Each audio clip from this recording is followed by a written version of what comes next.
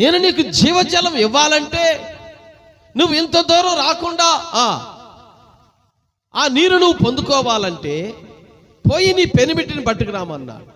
అప్పుడు ఆమె ఏమైంది? అయ్యా, నాకు అసలు పెనిమిటి లేదా అంది. అంటే ఆమె ఎవరిని కూడా ఆమె వివాహం చేసుకోలేదు. ఈ 5గురిలో ఆమె ఎవరిని పెళ్లి చేసుకోలేదు. కనుక ఇప్పుడు ఆమె ఒక దోషిగా సమాజ దృష్టిలో ఆమె యొక్క వేశ్యగా నిలబడింది.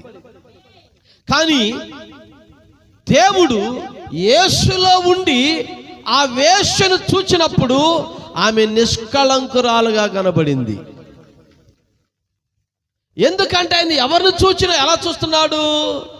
తన కుమారుడైన క్రీస్తును బట్టి చూస్తున్నాడు, క్రీస్తు ద్వారా చూస్తున్నాడు, క్రీస్తు నిమిత్తము చూస్తున్నాడు, క్రీస్తు కొరకు